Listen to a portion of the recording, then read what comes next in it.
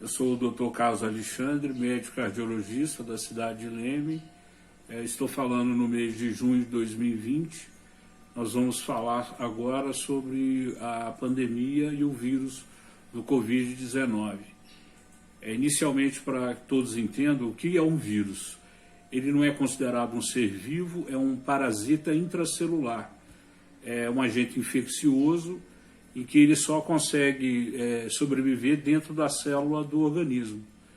E esse coronavírus é uma família conhecida pela medicina desde dos anos de 1960, e que inicialmente ele causava doença, quadros respiratórios, infecções respiratórias leves, como um resfriado, e depois, no ano de 2002, foi descrito o primeiro vírus da família do coronavírus que causava doenças graves, que foi a SARS, que foi uma doença que ficou limitada na cidade de Guangdong, na China, e não se expandiu para o resto do mundo.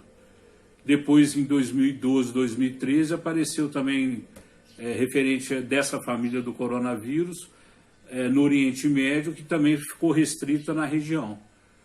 E esse vírus, para ele entrar em contato com a célula humana, ele precisa se acoplar, que ele tem na sua estrutura uma forma de esfera, externamente ele é formado por gordura e proteína, e no seu núcleo interno ele tem o seu material genético, que é formado do RNA. Então é como se fosse uma chave fechadura, ele tem que se ligar através das espículas que o vírus tem numa célula do ser humano, para ela entrar dentro da célula, onde seu material genético do vírus se incorpora dentro da célula e vai se reproduzindo, e até chegar à morte dessa célula que ele infectou. Isso depois é liberado novos vírus para as outras células próximas e vai se alastrando dentro do organismo. Então, esse Covid-19 que nós vamos falar agora é uma doença nova que provavelmente começou na China no ano passado, em novembro de 2019, mas ela foi descrita para a comunidade internacional em 31 de dezembro de 2019. E é uma doença que rapidamente se espalhou pelo mundo inteiro, causando várias mortes do mundo inteiro. Os números são incontáveis. A gente sabe que é uma doença também que é subnotificada, porque infelizmente não é realizado o número de testes de diagnóstico para todas as pessoas. Então o número de casos é muito acima do que é notificado. É uma doença que, como uma doença viral, ela se divide em fases, né? Inicialmente, a pessoa entra em contato com um doente, e quando ela entra em contato, o período de incubação, que é o período em que ela entrou em contato com o doente, até ela iniciar os primeiros sintomas, a média é de 5 a 6 dias para ela começar a ter os sintomas. Lembrando que muitas pessoas podem ter contato com o doente e não ter sintoma nenhum. E quando apresentam os sintomas, os mais comuns são a febre, tosse, um pouco de cansaço e falta de ar, inicialmente leve.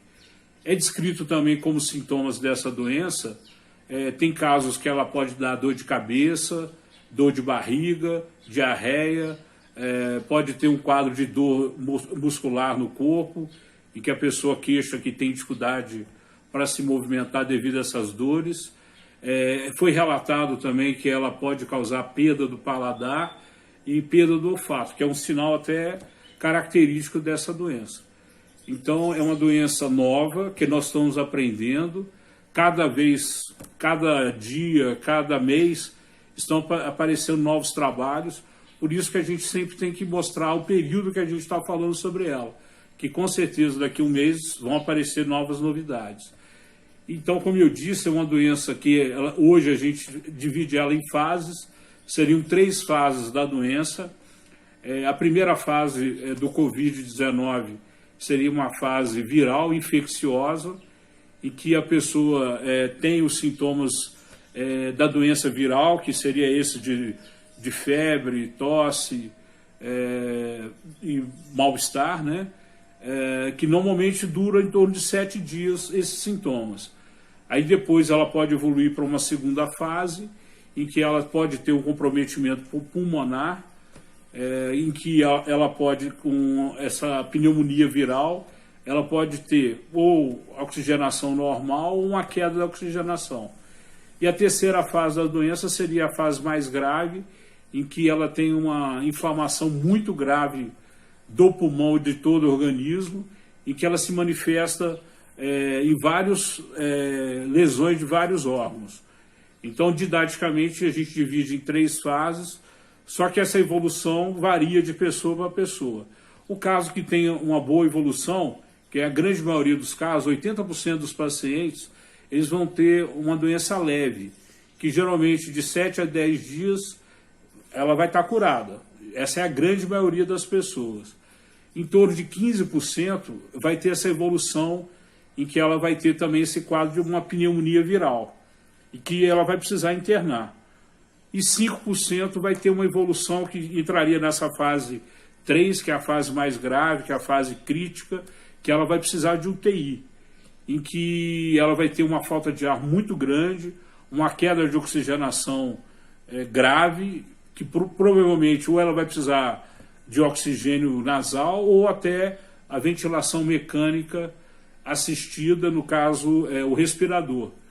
Então é uma fase muito grave, em que ela já começa também a ter lesões de outros órgãos, é atingido o coração, as células do endotélio, que são as células que revestem os vasos sanguíneos, são comprometidos. Hoje é relatado que existe uma coagulação dentro dos vasos sanguíneos, que é muito grave, causando trombose no pulmão, trombose nas artérias. São relatados que alguns pacientes podem ter um infarto, pode ter um acidente vascular cerebral, que é o derrame, pode ter problema renal. Então é gravíssimo quando ela atinge essa terceira fase. Só que a medicina ainda nós não sabemos por que alguns pacientes têm uma forma branda e aqueles evoluem na fase mais grave. Se sabe que geralmente os pacientes que evoluem mal, que quando tem 10 dias do início dos sintomas, elas têm falta de ar e não melhoram. Então, o paciente que é infectado pelo Covid, que com mais de 10 dias continuam doentes, a falta de ar piora, ela tem dificuldade para respirar, isso são sinais que ela está evoluindo mal. E, se possível, até precocemente, ela tem que procurar uma orientação médica e o acompanhamento médico.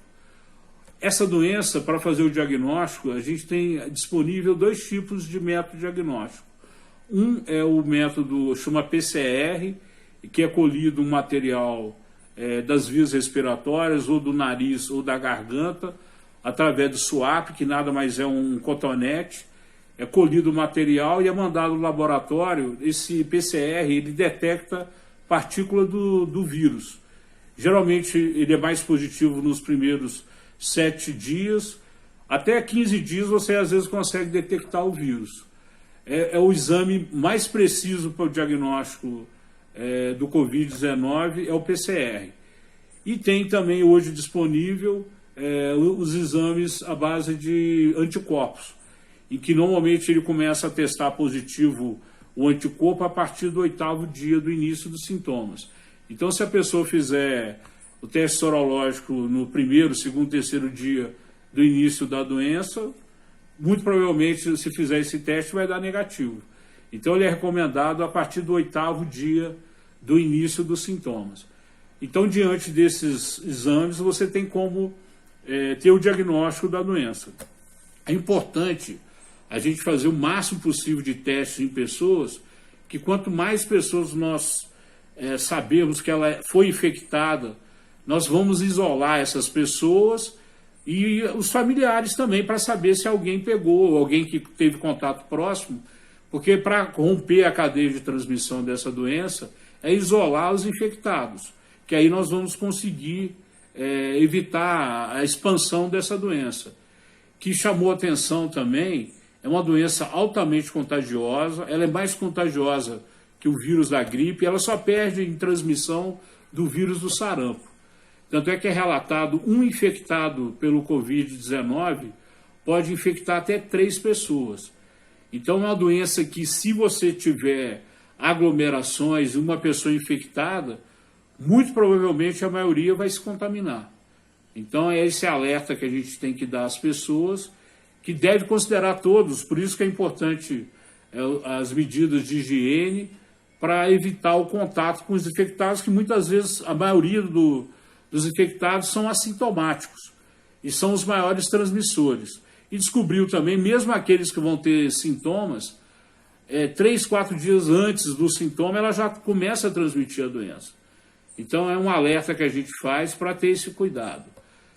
Importante dizer também que é uma doença que nós estamos aprendendo, a comunidade científica mundial só está dedicando no estudo dessa doença, no tratamento dela, o que se faz inicialmente é o acompanhamento. É importante, se a pessoa tem o sintoma, ela deve procurar orientação médica de imediato, se possível já fazer a coleta do exame. Muitas vezes podem ser acompanhadas em casa, e os casos que necessitam internação são aqueles que principalmente ou não têm uma melhora nos 10 dias do início da doença, ou que começam a desenvolver muita falta de ar. Aí é indicada a internação. Uma forma também importante de se ter, quem tiver condição, nós temos um aparelho que chama oxímetro, que ele é acessível a gente ter em casa, e que você pode monitorar a oxigenação de sangue na sua própria casa. Então, quem tiver condição de ter esse aparelho é muito importante. Ter um termômetro em casa também é uma medida importante. Aparelho de pressão arterial, hoje tem os automáticos que podem medir principalmente a pressão arterial no braço, e também quem for diabético, ele tem um aparelho para monitorar os níveis de glicose no sangue. Porque existem, nós sabemos, os grupos de risco para a doença. É considerado grupo de risco para essa doença com maior índice de mortalidade as pessoas com mais de 60 anos, os cardiopatas, principalmente os hipertensos que não estão tendo controle da pressão, os diabéticos descontrolados, os que têm doença pulmonar prévia, como os asmáticos, os que têm doença pulmonar devido ao cigarro, os que estão tratando em câncer, doenças renais, e também se viu que os obesos têm maior risco de complicação dessa doença. Apesar que nós sabemos hoje também que tem pessoas que não têm nenhum fator de risco e que podem ter uma má evolução e evoluir para aquela forma mais grave que eu disse, que é a fase 3, que é a fase da síndrome respiratória aguda grave, em que ela tem uma dificuldade respiratória, que ela só vai conseguir manter viva se ela for colocada no respirador até ela conseguir recuperar. Então, são fatores que a gente não sabe o porquê. Alguns acham que pode ser algum fator genético e que predispõe a pessoa a evoluir para esses quadros mais graves. Referente ao tratamento, o tratamento, quando é aquela fase em que a pessoa só tem o sintoma da fase 1, que é a doença viral, é simples, é repouso, ela tem que ficar em casa, isolada. Então, qualquer pessoa que tiver hoje um sintoma de um resfriado gripal, ela mesma, se possível, se auto-isolar. Porque a gente não sabe se ela está com vírus ou não. E, se possível, ela fazer o teste para saber se ela entrou em contato com a doença. E nesses pacientes que só têm o sintoma da infecção viral, ela deve só fazer o tratamento sintomático, que é a hidratação, se alimentar bem. Se ela tiver dor ou febre, ela tomar uma dipirona, um paracetamol. Mas sempre ela entrar em contato com o serviço de saúde, seja a Secretaria de Saúde ou através do seu convênio, para ir orientando e alguém está orientando à distância do que tem que ser feito. Se ela vai procurar o hospital, se ela vai ser assistida por um médico. Agora, se a pessoa começa a ter uma má evolução, geralmente a partir do 10º dia do início do sintoma, e ela vem evoluindo com falta de ar, ela vai ter que ir para o hospital. Muito provavelmente ela vai precisar de oxigênio e um acompanhamento mais próximo da equipe de médicos, enfermeiros, fisioterapeutas. E naquela fase mais grave, UTI.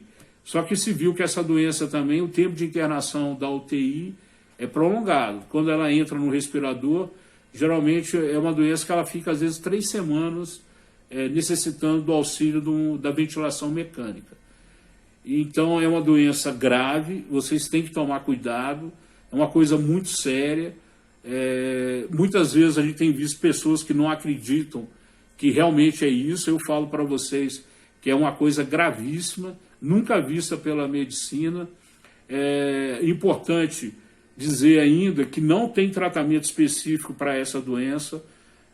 Os medicamentos que, para tentar alguma coisa, pegam os remédios que já existem no mercado e fazem testes inicialmente em laboratório para ver se algum desses medicamentos que nós temos já disponíveis se consegue atuar sobre o vírus. Tentou até o momento hidroxicloroquina ou a cloroquina, que não teve até o momento algum resultado benéfico, até é relatado que pode ter arritmia cardíaca com parada cardíaca. É uma droga ainda que está em estudo, mas até o momento tem mostrado que não trouxe benefício. O único medicamento assim, antiviral que foi visto algum resultado, é um medicamento que foi desenvolvido para o vírus Ebola, que é o Remdesivir, que mostra alguma ação sobre o vírus em que ele abrevia a evolução da doença. Então, ainda, infelizmente, nós não temos um medicamento específico no combate ao vírus. Com certeza vai aparecer, né? E isso vai ser amplamente divulgado. Cuidado com as fake news, que cada hora aparece algum tratamento milagroso. O tratamento de suporte também é muito importante no hospital, a hidratação, o oxigênio, seja por catéter nasal, que é também importante. Alguns casos vão necessitar do uso de anticoagulantes. Se tiver problema renal, que pode o rim paralisar, vão precisar de fazer hemodiálise. Alguns casos podem precisar de antibióticos, que foi visto que alguns pacientes, além da pneumonia viral, evoluem para um quadro de pneumonia bacteriana, que vão precisar do uso de antibióticos. Só que assim, é um tratamento que cada caso é um caso. Viu que não é uma doença simples, uma doença complexa, em que nós estamos aprendendo a lidar com ela recentemente. É uma coisa nova, apareceu em dezembro de 2019, então vamos dizer, 5 meses que a comunidade médica está lidando com essa doença. Agora, algumas medidas que são importantes, que são comprovadas. Um é o isolamento social, que é a única medida que realmente é eficaz na prevenção da doença. O isolamento social não é a cura da doença, ele não vai eliminar o vírus. Só que é uma medida que quem tem condição de ficar em casa, não sair, ela não vai se expor ao contágio com os infectados. Então, principalmente o grupo de risco que tiver condição de ficar em casa, não sair, que ela fique em casa e não tenha muita visita, porque senão alguém da família acaba levando o vírus para dentro de casa. E aqueles que tenham que sair, seja que para ir no mercado, elas evitem aglomerações, usem a máscara, que antigamente se achava que não tinha benefício, mas hoje é provado que todas as pessoas que utilizem da máscara, isso diminui a transmissão da doença. Higiene das mãos com água e sabão ou com álcool em gel, são medidas eficazes no combate do vírus, que a transmissão desse vírus é pela via respiratória. São gotículas que ficam suspensas no ar e você acaba respirando e essa gotícula vai se alojar nas células respiratórias do trato respiratório superior. E se por acaso alguém que estiver infectado, ele pode contaminar algum objeto, e se você tiver contato com esse objeto e coçar os olhos ou pôr a mão na boca, você vai introduzir esse vírus para dentro do teu organismo. Então a pessoa tomar cuidado, sempre higiene das mãos e não ficar colocando as mãos nos olhos, que podem ser também um meio de contato da doença. E queria dizer a vocês a palavra de esperança, que nesse momento todos estão trabalhando para achar uma solução. Uma das soluções definitivas vai ser a vacina, que ela já está em teste no mundo. Tem uma vacina que está sendo desenvolvida nos Estados Unidos, uma na China e que está em estágio mais avançado na Inglaterra, que é da Universidade de Oxford, junto com um laboratório em que eles estão até já em teste em ser humano. Inclusive o Brasil vai participar desses testes em 2.000 pessoas, e eles estão com a previsão até setembro, eles já terem uma análise se realmente a vacina que está sendo testada, se ela é eficaz. E eles têm a promessa de rapidamente tentar produzir. Só que nós sabemos que uma vacina em larga escala, que praticamente o mundo inteiro vai precisar dessa vacina. Então a gente não sabe como se vai se fazer essa produção e distribuição. Então é uma coisa que vai se conseguir, mas vai demorar. E quando realmente tiver a disponibilidade da vacina, vai ser o método mais eficaz no combate da doença. Então eu gostaria de agradecer e me coloco à disposição para novas informações.